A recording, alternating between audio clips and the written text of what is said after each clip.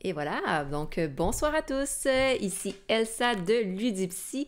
Et ce soir, ben, c'est un stream spécial parce que je fais animer un petit atelier en santé mentale et bien-être qui a été débloqué par un super contributeur et qui est invité justement à animer l'atelier avec moi ce soir.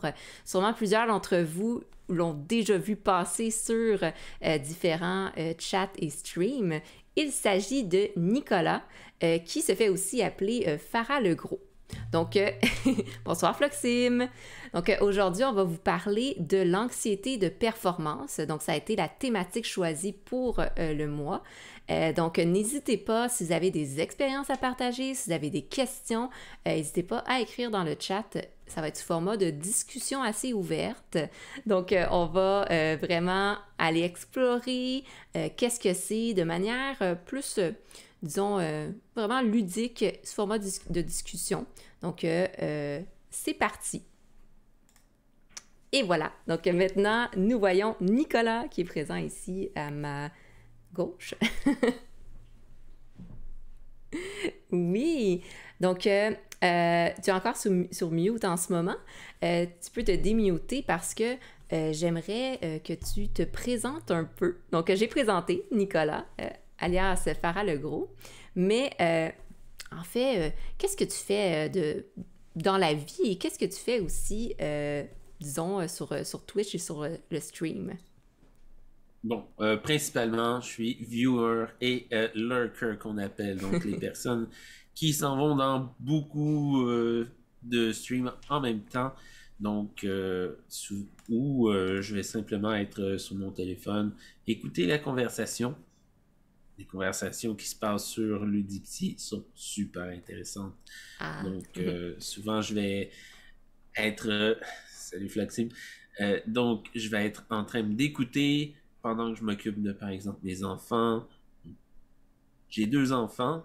Ça fait moi d'un papa de 2 beaux petits-enfants, une de 7 ans et un de 4 ans. Donc, ma fille s'en va en 2e année. Mon fils, l'année prochaine, va aller en première année, en maternelle, excusez.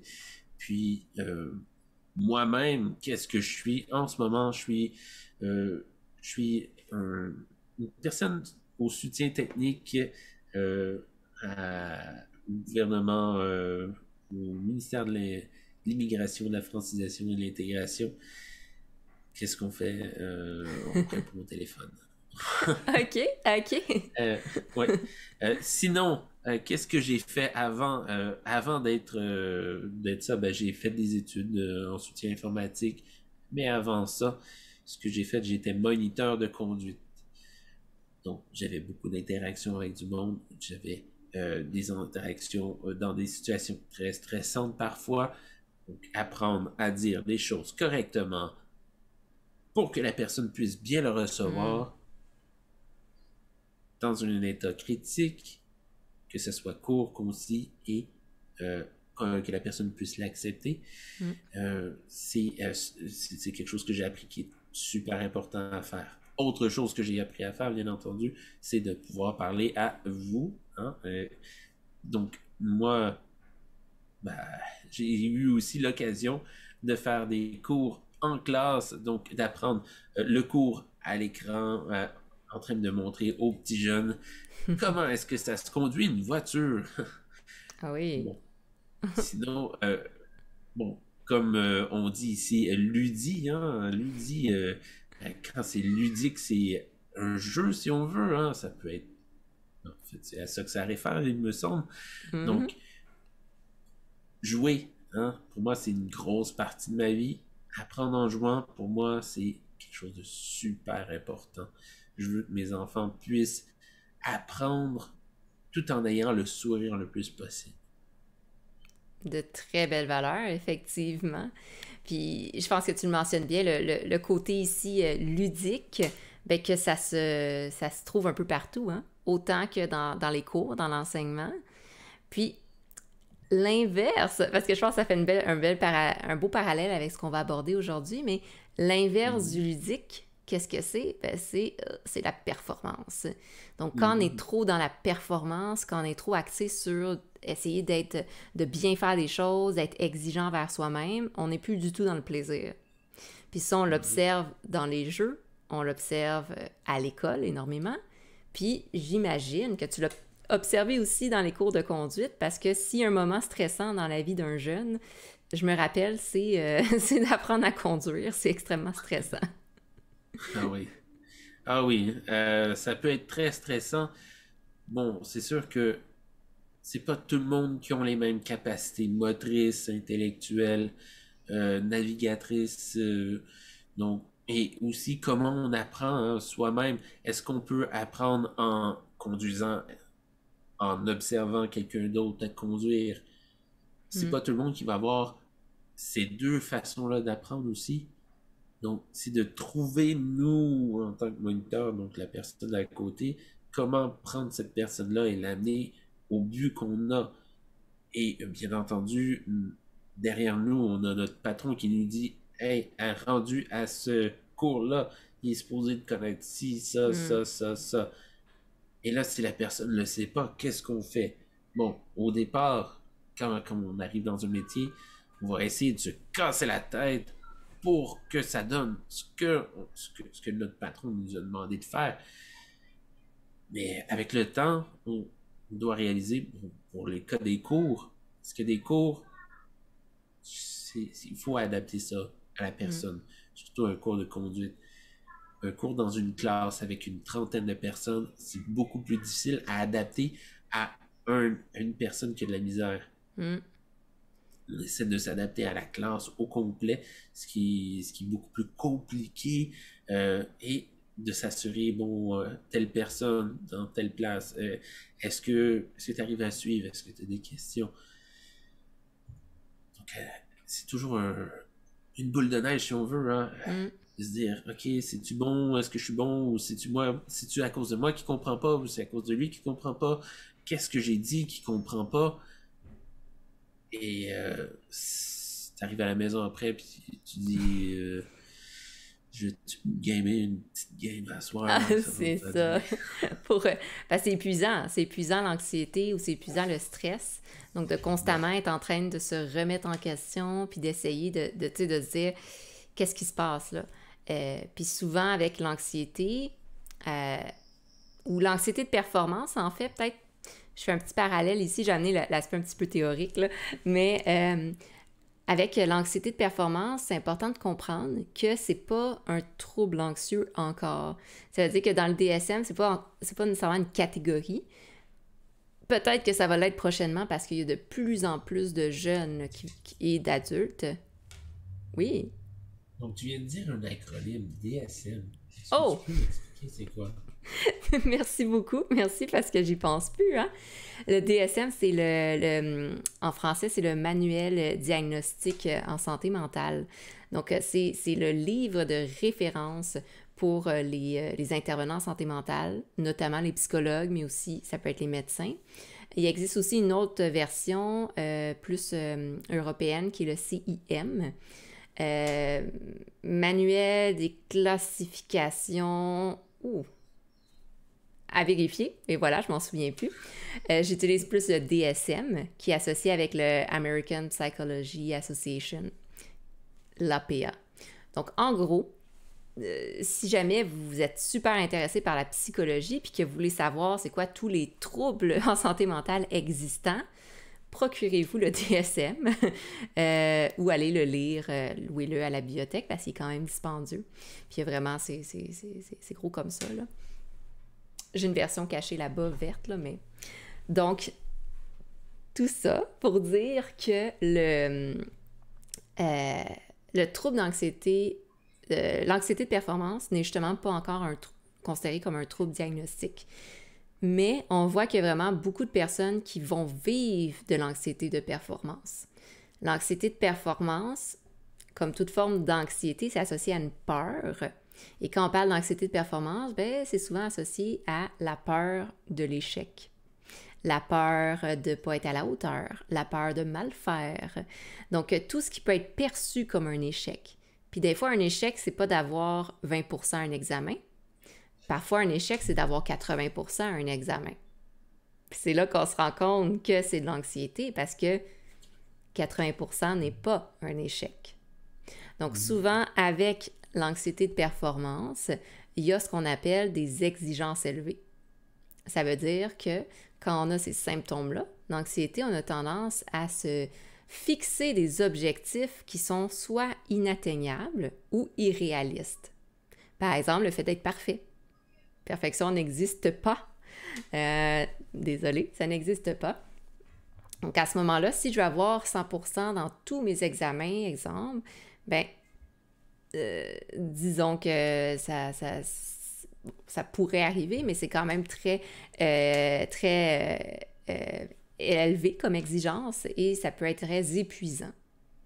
Donc, le fait que je me fixe des objectifs très élevés qui peuvent être inatteignables ou irréalistes va faire en sorte que je me mets une pression sur les épaules et cette pression-là, bien, souvent, nous amène à nous épuiser. Puis c'est un peu comme tu nommais, tu sais, c'est sûr que si je suis constamment en train de me remettre en question, me dire pourquoi j'y arrive pas, qu'est-ce qui se passe, à un moment donné, il y a toujours une partie de mon cerveau qui est active puis qui est en train de tourner et ça prend de l'énergie. Alors là, souvent associé avec l'anxiété de performance, bien, c'est des gens qui vont faire de l'insomnie, mal dormir, avoir des symptômes physiques, les douleurs musculaires, les maux d'estomac, qui vont avoir souvent être malades parce que le système immunitaire est affaibli, parce que je suis constamment en état de pression, de stress. Fatigué. Ouais. La fatigue, c'est ça. Les gens qui ont des cernes. La fatigue chronique, ça aide pas. Oui. Et là, tu nommes quelque chose de très intéressant parce que souvent, les personnes qui ont de l'anxiété ont ce qu'on appelle des comorbidités. Qu'est-ce que ça veut dire? Ça veut dire qu'il y a souvent autre chose autour de ça, comme des problèmes de sommeil, des problèmes au niveau de la régulation de l'humeur, des émotions, des fois des difficultés relationnelles ou autres, mais parfois aussi ça amène à développer des maladies chroniques. Il y a plusieurs maladies encore chroniques qu'on ne sait pas exactement d'où ça part, mais souvent, on pense que c'est associé, exemple, à des symptômes plus de stress, comme la fibromyalgie ou le syndrome du côlon irritable, par exemple, ou les migraines chroniques, par exemple. Donc, qu'est-ce qui crée le point de départ, hein, la poule ou l'œuf? Oui, ça, c'est une très bonne question, parce que dans l'anxiété, il y a ce qu'on va appeler le tempérament anxieux. Puis ça, pour ceux qui sont parents, l'ont peut-être observé, chaque bébé a son tempérament. Fait que même les bébés à 3 jours vont avoir un tempérament. 2 bébés vont pas être pareils, là. Tous les bébés sont pas pareils jusqu'à l'âge de 2 ans, là. Donc, le tempérament du bébé, je sais pas, est-ce que tu l'as vécu avec tes 2 enfants? Ben, mes 2 bébés, dès la journée de leur naissance, étaient complètement différents. Ah ah! Et ça, ben, c'est le tempérament. Puis un bébé qui aurait un tempérament colérique, on le ressent dès les premiers jours de vie. Puis c'est un enfant qui va être très réactif, qui va beaucoup pleurer, qui va hyper réagir. Il va être différent d'un enfant qui a un tempérament anxieux. Ça, un tempérament anxieux, c'est des enfants soit qui vont être très intériorisés, puis qui vont souvent être malades, par exemple, des maux de ventre, des coliques, des crises d'eczéma. Ou c'est des enfants qui vont être très nerveux, agités. Ils vont regarder autour d'eux, puis que dès qu'un parent est éloigné ou autre, ils vont se sentir insécurisés.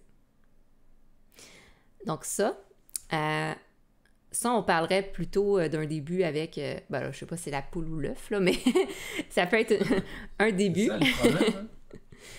Ça serait le début ici, ça serait le tempérament qui peut amener à développer, exemple, un trouble anxieux. Puis il y a d'autres personnes qui n'ont pas de tempérament anxieux, sont super sécurisées, tout va bien, mais un moment donné, à cause de la pression sociale ou un moment donné, à cause de leur manque de confiance en eux, vont développer l'anxiété de performance. Fait qu'il y a différents profils.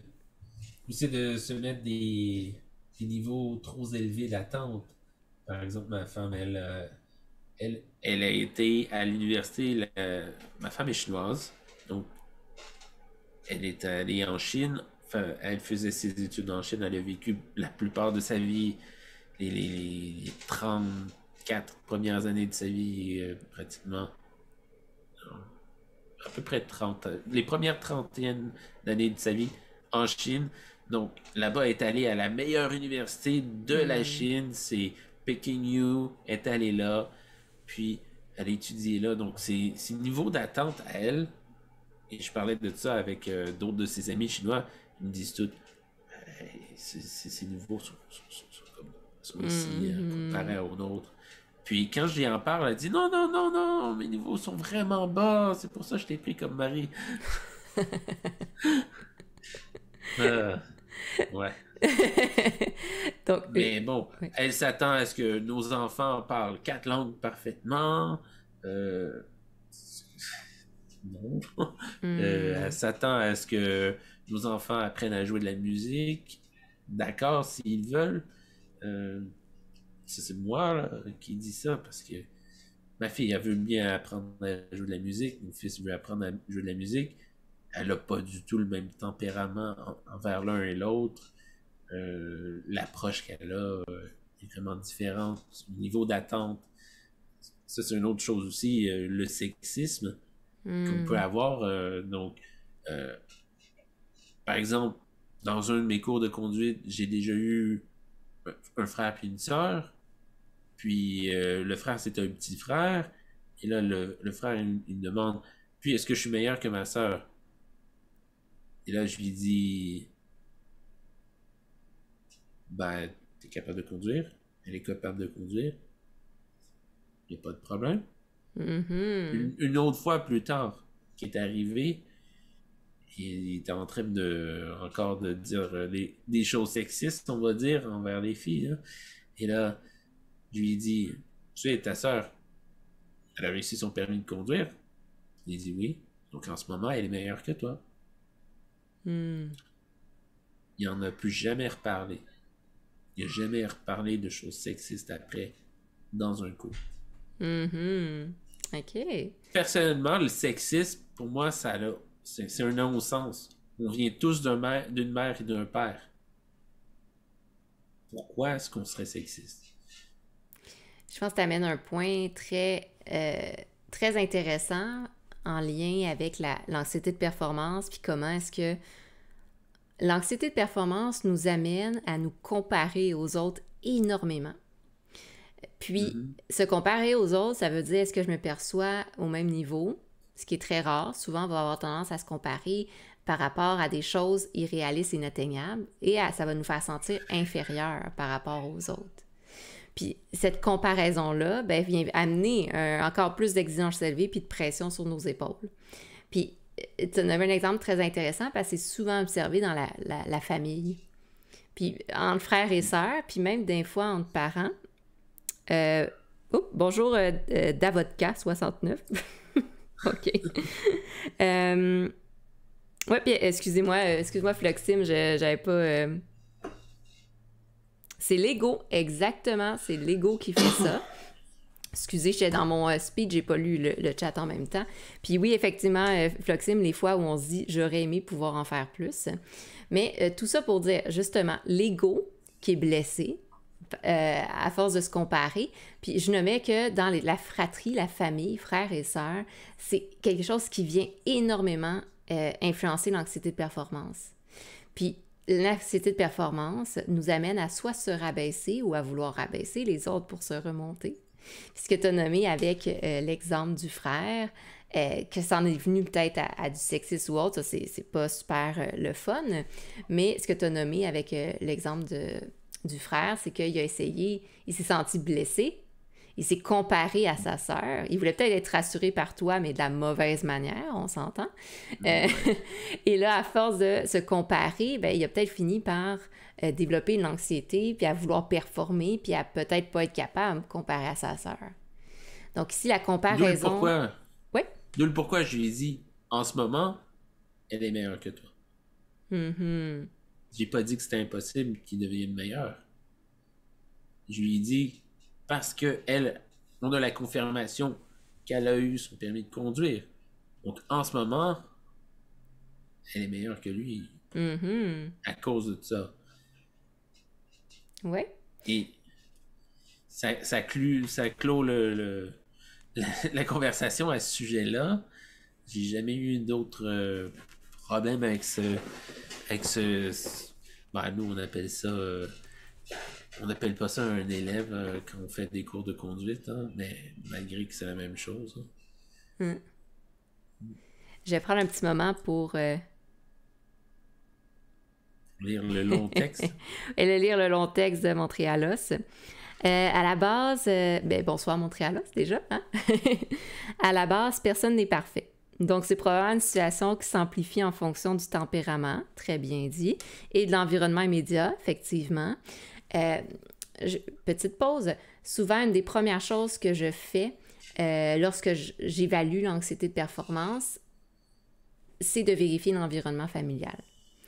Parce que parfois, les parents sont pas mal intentionnés, mais tu as nommé un peu l'exemple tout à l'heure, Nicolas, mais les parents sont bien intentionnés puis ils veulent tellement le bien de leur enfant qu'ils finissent par leur mettre un gros sac de pression sur les épaules. Puis j'ai beaucoup d'adolescents que je vois qui font de l'anxiété de performance à cause de ça. Ou à cause même que leurs parents, eux, sont là, c'est des médecins, ils ont vraiment des exigences élevées. Puis ça se transpose sur l'enfant qui veut être aussi bien que ses parents puis qui ne veut pas décevoir les parents. Par contre, ben, après ça, c'est du travail qui se fait. Là, on apprend à l'enfant de prendre confiance en lui, mais l'environnement familial est vraiment important dans l'anxiété de performance. Plus jeune, eczéma, et dans le pire de mon adolescence, ouais, donc se gratter. L'eczéma est un signe d'anxiété assez flagrant. Quand j'y repense, c'était assez intense. J'étais introvertie. Personne se rendait compte de l'anxiété et du stress. Ouais. C'est aussi une affaire de génération, je trouve. Mm-hmm. Je pense que... Je sais pas exactement quel âge tu as. Moi, j'ai environ... j'ai 35 ans environ. Je sais plus quel âge que j'ai. Non, j'ai Ça m'arrive 36. aussi. J'ai 36 ans, d'accord? Donc, j'ai 36 ans. Dans mon âge, quand on était jeune, on se fait dire, en tant que garçon, un garçon, ça pleure pas. Mm-hmm. C'est pas Mm-hmm. supposé avoir des émotions. Euh, Fait que là, quand t'es un garçon, tu te fais une boule d'émotions, puis ça fait mal. Mm. Mais physiquement mal. Puis tu peux pas le dire aux autres parce que t'es triste. Mais tu peux pas le dire aux autres parce que y a personne qui dit comment envoyer tes émotions correctement. Puis, en plus, bon, on parle de l'environnement familial. Dans mon environnement familial, quand j'étais jeune, on pouvait pas en parler. Puis après ça, c'est de ta faute. Donc, tu manges une claque. Bref, on s'en passe. Hein, Mm-hmm. donc, le petit cul, ben, il doit apprendre lui-même comment gérer ses émotions, puis comment les interpréter. Et là, moi, en tant que parent, avec l'aide de toi et de toute autre personne qui m'ont suivi dans ma vie, j'essaie de prendre mes enfants, puis non, exprime tes émotions. Exprime-les. Au lieu de taper, dis pourquoi t'es fâché. Hein. Au lieu de lancer des objets, essaie de parler.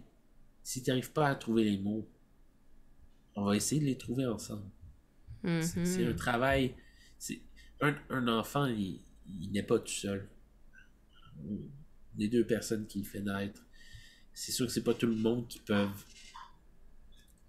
aider un enfant à grandir. Mm-hmm. Puis Effectivement.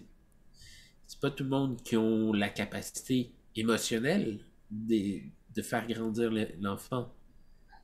Personnellement, le côté académique de mes enfants, je m'en fous. Je m'en fous bien.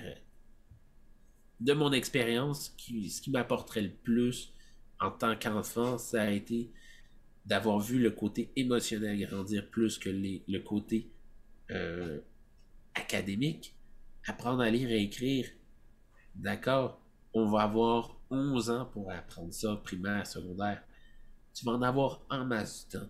t'as eu 60 à ton examen, bravo, t'as passé ton année. Je te demanderai pas d'avoir 100%. Si t'as plus, super.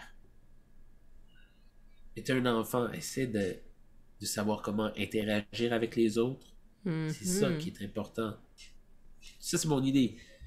Du côté de ma femme, elle, c'est non, il faut que tu aies 100% dans tes notes. Si tu n'as pas 100%, il y a de quoi que tu comprends pas, il faut que tu aies 100%.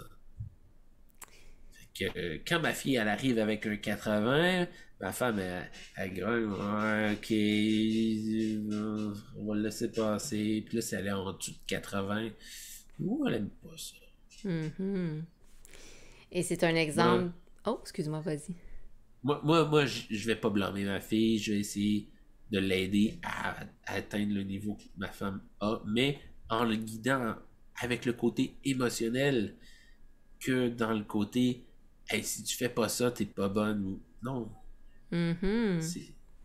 Puis, en fait, je pense que tu nommes une autre chose très importante, très intéressante, c'est que parfois, la communication entre les parents aussi est très importante parce que quand il y a pas nécessairement un conflit, mais une différence de valeur ou de perception des choses, l'enfant aussi le ressent d'une certaine manière. Et là, c'est de voir, un enfant ne peut pas à 100% se créer ses propres standards à lui-même. Parce qu'un enfant, exemple, au primaire, dépend tellement des autres qu'il doit se fier à une structure qui est claire et précise.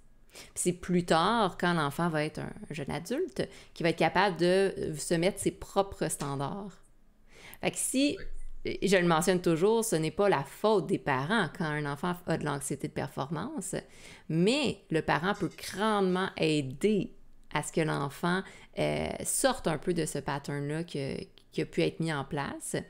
Puis, une des choses, tu l'as super bien nommé pour aider, c'est la gestion émotionnelle. Je pense que je vais prendre un petit moment pour expliquer qu'est-ce que c'est, mais avant, je vais juste lire les commentaires. J'en ai vu plusieurs qui étaient apparus. Toup. Oui, j'ai une rupture de pattern en lisant ton pseudo. Je suis désolée. Davodka69. J'étais pas certaine. Oh, ben justement. Coucou. Une petite fille? Désolée pour la rupture. Frères, sœurs, cousins, surtout quand les plus jeunes se font comparer aux plus vieux. Coucou! Surtout quand les parents de la famille mettent une certaine personne sur un piédestal. Salut! Comment tu t'appelles? Qu'est-ce que tu t'appelles? Jade. Jade? Ah ben coucou! Tu es supposé être couché, toi? Non, je veux pas. Exactement. Personne n'est parfait. Puis, Raspiriel, je suis totalement d'accord avec toi que ça peut être la famille élargie aussi. Ça peut être même des amis. Parfois, il y a certaines personnes qui vont comparer aux amis et vont dire « regarde ton ami, lui, il réussit à faire ça, il fait telle chose. » L'anxiété de performance ici, c'est vraiment dans tout l'environnement social. Pony FR01, effectivement. La classe sociale joue également, tout à fait. Je pense que... J'aimerais savoir aussi, c'est quoi une classe sociale? C'est une bonne question. Je pense qu'ici, classe sociale, vouloir performer, recevoir la reconnaissance. Tout à fait. Bye bye. Ok,唔好搞啦，瞓覺啦。睇到你，爸爸睇到你。爸爸係錄咗啲嘢。OK。爸爸錄緊你。拜拜。你攞啫嘛。拜拜。唔好搞啦，哥哥。哦，真係。Ils disent bonne nuit. OK, oui. Une classe sociale. Qu'est-ce que c'est? Là, on rentre en sociologie. C'est pas du tout mon domaine d'expertise, mais de ce que je me rappelle de mes cours en communication, la classe sociale va être vraiment en lien... c'est ça le live, effectivement. Une classe sociale, ça va dépendre de plusieurs choses. Ça va dépendre de la culture Parce que dans certaines cultures où il y a vraiment des classes déterminées par la société, puis c'est très, très précis, des castes sociales. Ouais, je Puis, sais qu'en Inde, ils ont beaucoup de ça. effectivement. Puis, Mm. Puis des ouais. fois, c'est même législatif, là. C'est écrit sur un document que tu fais partie de telle caste, de telle classe sociale. Ici, j'ai l'impression, j'ose croire Québec, qu'au Québec, il n'y en a pas nécessairement. Ça va être plus dans la perception qu'on a de nous-mêmes et la perception que les autres ont de nous. Fait que c'est très, très vague là, comme définition, mais si ouais. par Au exemple... Québec, on Ouais, classe ça plus comme dans 3 classes, hein. Riche, ouais, classe moyenne, puis pauvre.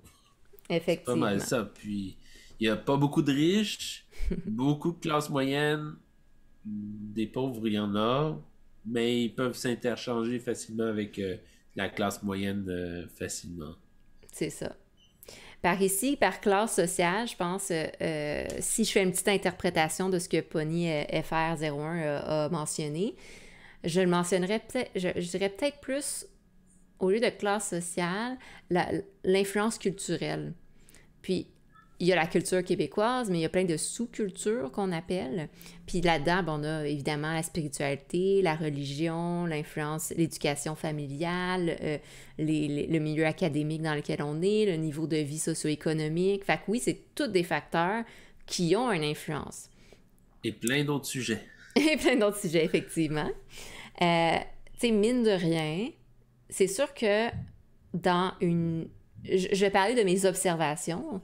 J'ai beaucoup plus de jeunes qui ont de l'anxiété dans des écoles où est-ce que...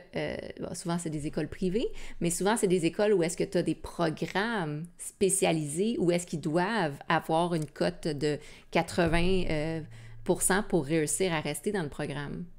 Parce que ça, c'est quelque chose qui vient un peu mettre de l'avant. Bien, il faut que tu ailles 80, puis en même temps, il faut que tu fasses du bénévolat, puis en même temps, il faut que tu ailles une activité parascolaire, puis en même temps, il faut que tu ailles de l'anglais enrichi, des sciences enrichies. Fait que c'est sûr qu'il y a cette ambiance-là qui vient amener un peu à développer de l'anxiété de performance. Ouais. Donc, bien, je vous dirais que ma fille que vous venez de voir, elle va à une école internationale en ce moment. C'est pas une école privée, c'est une école publique. Là, ils sont pas supposés demander que l'élève ait en deçà de la note de passage pour rester à l'école, puisque c'est une école publique. Donc, ils peuvent pas demander, OK, il faut que l'élève ait 80. Non. Sinon, de son côté, est-ce qu'elle va devoir faire du bénévolat? Pour l'instant, non. Ou est-ce que je sache, c'est seulement au secondaire? Est-ce qu'elle va avoir l'anglais enrichi? Oui, elle va en avoir cette année même. Puis ils vont devoir condenser toute la matière d'une année en une demi-année.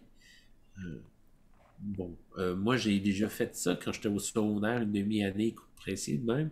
Puis je peux vous dire que c'est pas la mer à boire. En fait, t'as moins le temps de niaiser si tu préfères. Il faut que tu apprennes la matière, sinon tu n'arriveras pas à suivre le groupe. Puis quand je l'ai fait au secondaire, ben, mes parents ils m'ont pas aidé, puis je l'ai réussi quand même. Donc, je présume que si j'aide mon enfant à faire son année compressée de même, qu'elle va pouvoir réussir. Puis encore là, par exemple, là j'ai ma mère qui s'offre aussi pour aider aux études, que j'avais pas d'autres aides extérieures que moi j'étudiais, ce qui va vraiment la favoriser c'est son apprentissage. Hein. Effectivement. Puis peut-être même que ça va l'aider aussi à ne pas développer de l'anxiété. Parce que pour parer cette anxiété-là, tu sais, on parlait de la gestion émotionnelle, que j'ai oublié de décrire, je suis désolée. Mais il y a aussi la sécurité, le soutien, puis un environnement justement qui est dans l'acceptation. Ça veut dire que si, exemple, les parents puis la famille offrent de leur mieux pour aider, tout en acceptant l'erreur et l'échec, ce qu'on est en train d'enseigner aux enfants, puis même aux adultes ici, hein, on est en train d'enseigner, ben, c'est bien de faire de son mieux, puis même quand on fait de son mieux, ça se peut qu'on échoue, puis c'est correct d'échouer parce que ça fait partie de la vie. Puis même au-delà de ça, qu'est-ce qu'on peut faire quand un de nos enfants a un échec? La meilleure chose à faire, ben, c'est qu'est-ce que tu peux retenir de cet échec-là? Parce que tous nos échecs, puis je vous invite à y réfléchir un peu. Prenez pas trop de temps là-dessus, on ne veut pas ruminer, mais si on pense un peu à des moments de notre vie où est-ce qu'on a eu des échecs, on a toujours retenu quelque chose de ça. Des fois, ça prend du temps. Des fois, ça prend des années avant de savoir c'est quoi l'apprentissage de l'échec. Par contre, il y en a toujours un. La fois où j'ai pas réussi parce que j'avais mal étudié. La fois où je me suis blessée parce que j'ai voulu essayer telle chose. La fois où, etc. Donc, l'échec, puis ça, je le nomme souvent parce que je trouve ça très important. L'échec n'est pas négatif en soi.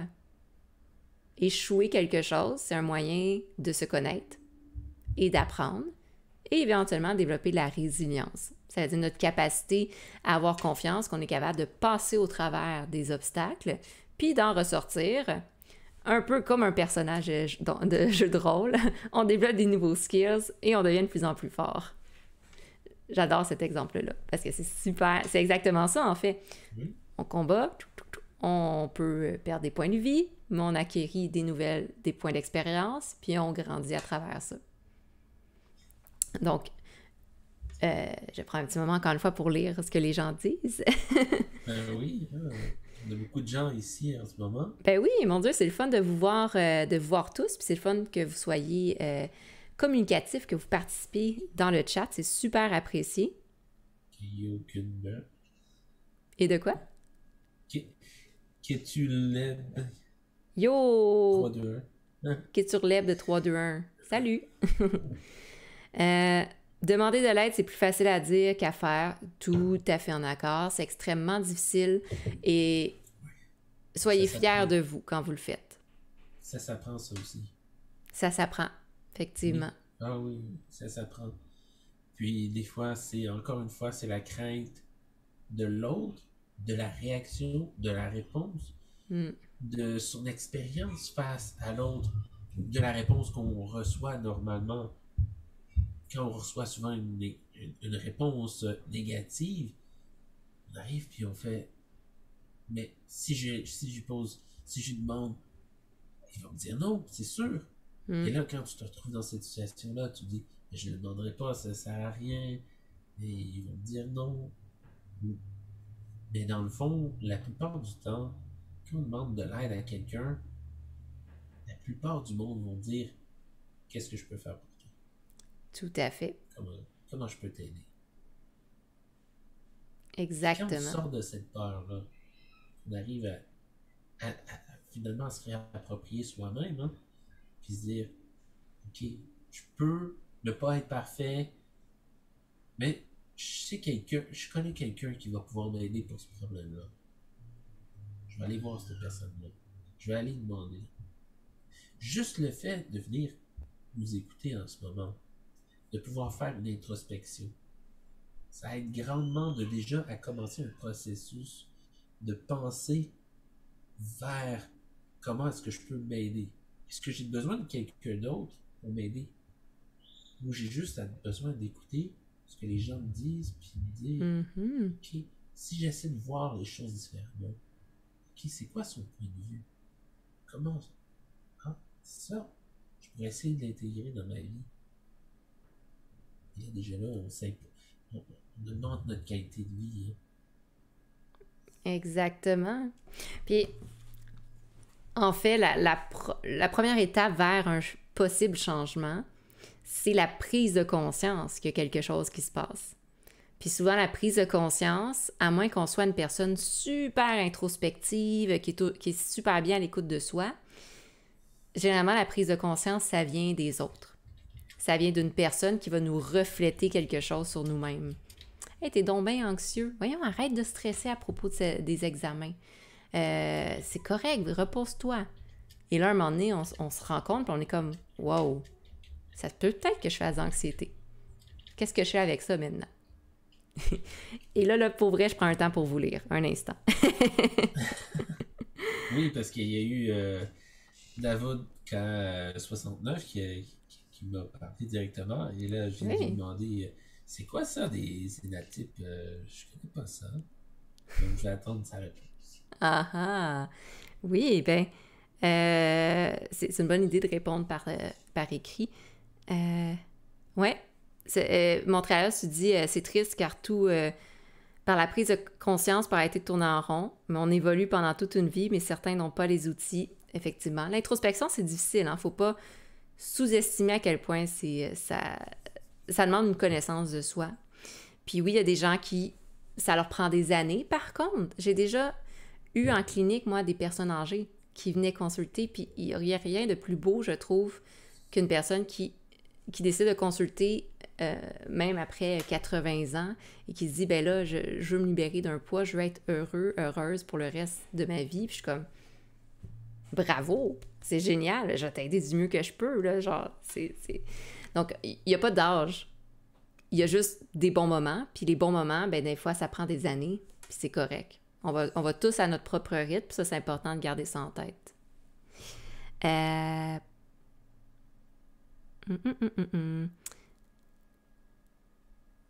Ma chance, c'est que j'ai toujours eu un bon coffre à outils. Ouais, les coffres à outils, effectivement. Ça vient de notre famille, de l'école, des amis, des personnes qui ont cru en nous, qui nous soutiennent. OK. Oh, j'avais Ennéagramme. Moi non plus, je ne sais pas c'est quoi, donc c'est très intéressant. Est-ce que c'est possible qu'à l'occasion, certains parents font exprès de faire en sorte que les enfants n'aient pas d'échec? C'est une très bonne question, Proxime. Parce qu'ils ne veulent pas avoir face à toutes les conséquences de l'échec, tant que pour le parent que pour l'enfant. Je vais dire un peu comme Montréal, ça, mais oui, la réponse c'est oui, malheureusement. Il faut garder en tête, j'ose croire, à part les extrêmes, mais j'ose croire et dire que la majorité des parents font de leur mieux. Ça, c'est sûr. Aucun parent n'est parfait, ça n'existe pas. Font de leur mieux, ça veut dire que en tant que parent, on transmet aussi un peu de notre propre bagage à nos enfants. De l'anxiété, des peurs, des préoccupations, de la colère, bref. Et ça arrive effectivement que certains parents qui ont peut-être eux-mêmes l'anxiété de performance, qui ont eux-mêmes accordent tellement de l'importance à ne pas échouer, ne pas faire d'erreur, qu'involontairement, ils vont transposer ça sur leurs enfants. Ou même, il y a des parents qui vont gérer leur peur à travers la conception d'un enfant parfait. Donc, si j'ai un enfant parfait, je ne vis pas d'échec. Ben, j'ai bien réussi. J'ai bien réussi à travers mon enfant. J'ai bien réussi parce que mon enfant, il est médecin. J'ai bien réussi parce que mon enfant, a des 100% partout. Donc là, oui, on va parler d'un pattern relationnel qui peut être néfaste, autant pour le parent qui ne règle pas son problème, qui fait de la compensation, autant pour l'enfant qui, ben, à un moment donné, il peut céder cette pression-là, puis aussi parce que l'enfant ne développe pas sa propre autonomie, là. Il vit pour quelqu'un d'autre. J'ose espérer et croire que c'est rare comme pattern, mais effectivement, oui, ça existe, puis oui, c'est présent. Puis c'est peut-être plus difficile à gérer parce qu'il faut travailler sur le parent et l'enfant en même temps, puis souvent, ben, vu que l'enfant réussit bien, ben, il n'y en a pas de problème. Donc, la réponse, c'est que oui, ça existe. Les parents ne transmettent pas que des gènes physiques, effectivement. Si on parle, exemple, des troubles neurodéveloppementaux, 50% des enfants avec TDAH ont un parent qui ont le TDAH. Puis c'est la même chose pour l'anxiété, il y a une partie qui est génétique, biopsychosociale. Même chose pour la déprime. Donc, Dakota 69 dit « C'est un outil pour évaluer le fonctionnement des personnes. » OK. Et là, il dit que je suis le type 2. Ça va être à découvrir, qui sait? Ouais. C'est sûr que on pourrait voir ça pour le plaisir. Hein? Comme si c'était un jeu. Moi, je ne connais pas ce test-là, mais bon, si vous voulez aller explorer, il y a toutes sortes de tests aussi. Si on pouvait faire l'analyse de plusieurs générations, on se rendrait compte de ce qu'ils ont subi. Effectivement. Puis c'est d'où le fait que c'est très important, et là, je sais qu'il y a un aspect très générationnel, que des fois, tu l'as nommé tout à l'heure, Nicolas, mais tu sais, certaines générations, la communication, non, ça se fait pas, là. Je parle pas de mes émotions à mes enfants, mais c'est important de communiquer avec ses enfants. Parlez-leur de comment vous êtes, parlez-leur si vous voyez que votre enfant a de l'anxiété ou de l'anxiété de performance. N'hésitez surtout pas à leur parler de vos échecs à vous. Parlez-leur, pas nécessairement de l'échec en tant que tel, mais parlez-leur de comment vous avez réussi à surmonter l'échec, puis comment vous êtes une bonne personne aujourd'hui, vous êtes fier de qui vous êtes. Parce que, bien sûr, les enfants, ou toute personne, encore une fois, on apprend beaucoup par l'observation. Fait que quand on observe quelqu'un qui vit un échec, puis qui réussit bien, qui s'en sort, ça nous donne confiance que nous aussi, on est capable de le faire. Bien, merci, Flexible. OK. Donc, c'est important à ce moment-là, quand on parle d'anxiété sociale ou d'anxiété de performance, de faire attention, tu l'as bien nommé, à plein de petites choses. Si vous sentez que votre enfant se met beaucoup d'exigences élevées, je dis enfant, mais ça peut être conjointe aussi, ou ami même.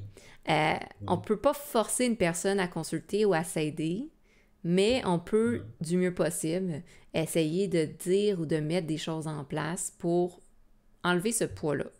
Ça veut dire lui parler de nos échecs. Moi, l'autre jour, j'ai pas réussi. C'était pas le fun, mais tu sais, je suis passée au travers. Ou de dire, par exemple, dans tel moment, qu'est-ce que je fais comme technique, moi, pour gérer mes émotions? Je prends des respirations, puis je fais telle chose. De l'hypnothérapie. Intéressant. C'est intéressant. Donc, peut-être qu'on peut faire un petit mot de la fin ici, je pense.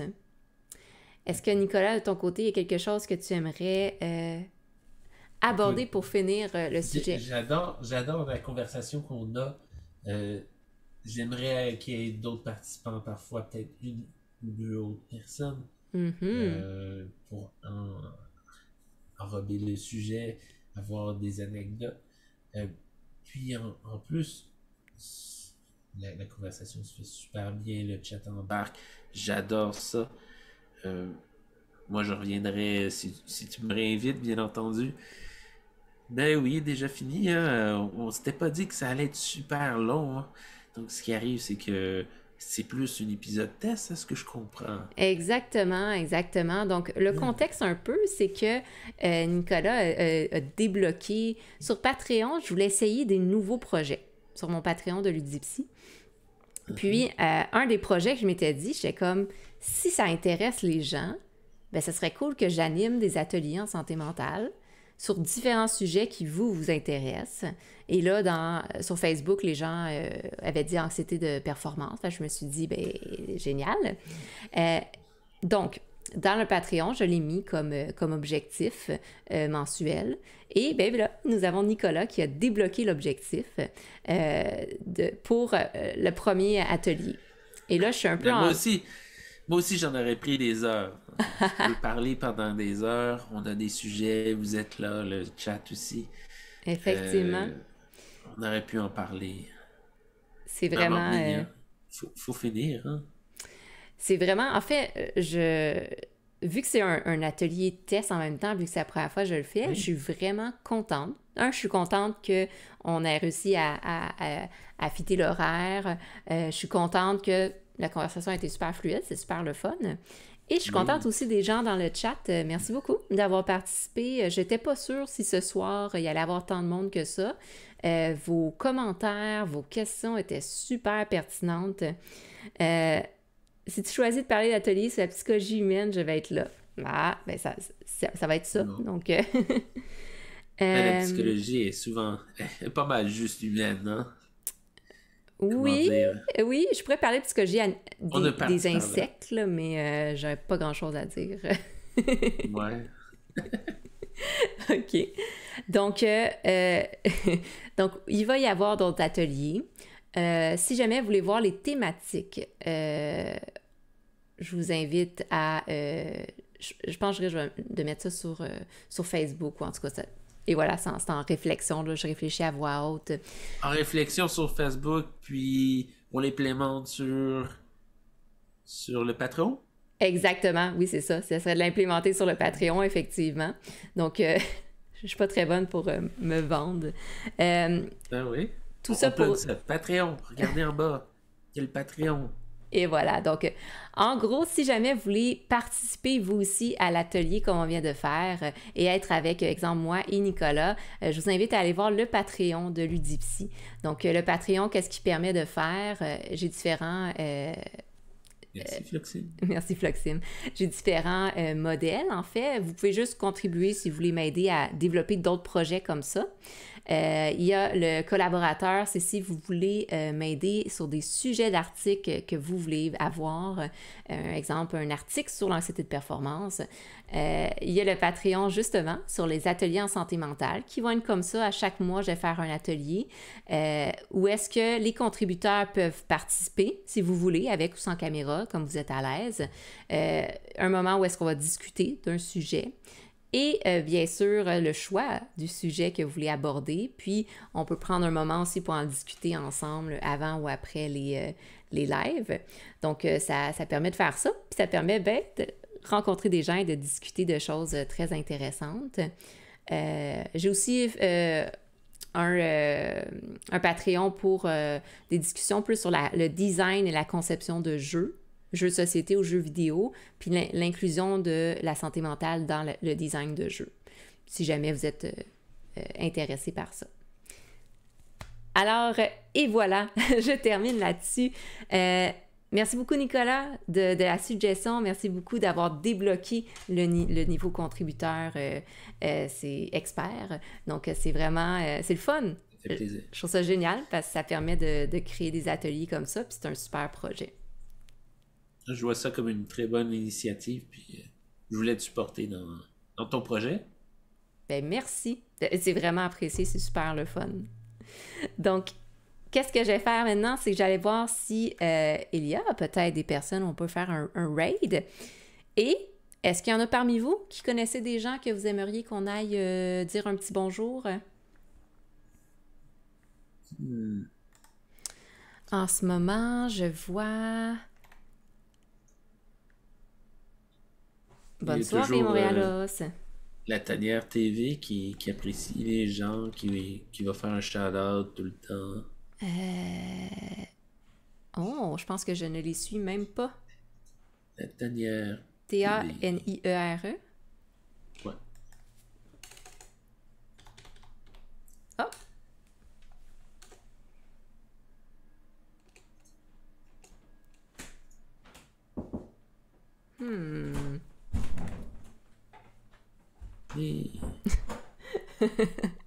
Excusez.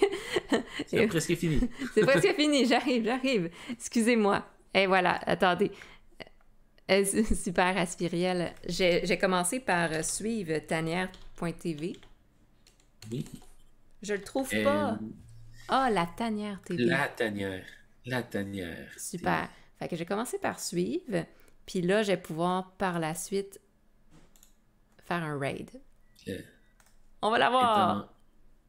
Grand Theft Auto 5. Céline Bou.